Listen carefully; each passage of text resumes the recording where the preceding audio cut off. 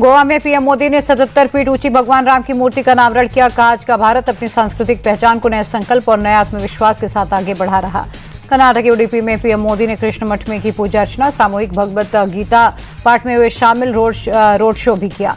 PM Modi की आतंकवादियों को दो टूक, दुश्मन अगर दुस्साहस दिखाएगा सुदर्शन चक्र उसे तबाह करेगा।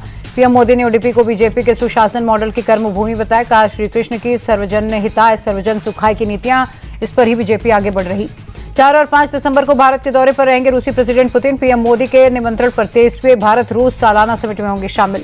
कर्नाटक सीएम विवाद में अभी तक किसी को दिल्ली का बुलावा नहीं। कल या परसों सिद्धरमैया और डीके शिवकुमार को दिल्ली बुलाया जा सकता है। दलित, पिछड़े और मुस्लिम समुदाय के अहिंदा नेताओं ने सीएम सिद्धरमैया को दी सलाह। कहा, किसी भी तरह के दबाव के आगे झुककर कुर्सी ना छोड़े।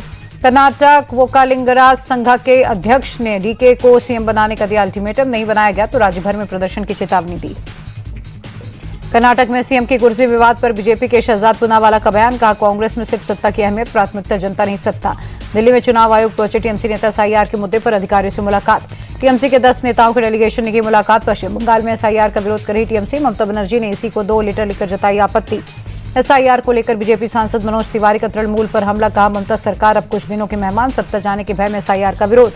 आरजेडी नेता मनोज झा ने एसआईआर को लेकर सवाल उठाए। कहा, अमित शाह ने पूरे चुनाव में घुसपैठियों की बात की, लेकिन चुनाव आयोग को एक भी घुसपैठिया नहीं मिला।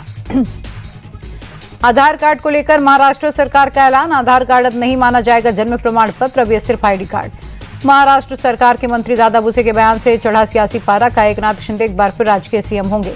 महाराष्ट्र में बदलापुर नगर परिषद चुनावों में शिवसेना शिंदे गुट ने एक ही परिवार के 6 सदस्यों को दिया टिकट। कुल 49 सीटों में से 6 सीट एक ही परिवार को।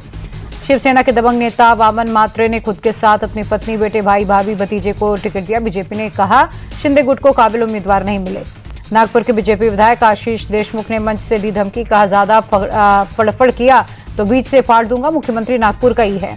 महाराष्ट्र के पुणे में पुलिस और बदमाशों की मुठभेड़, एनकाउंटर में 3 हिस्ट्री शीटर गिरफ्तार। तीनों के खिलाफ दर्जनों आपराधिक मुकदमे।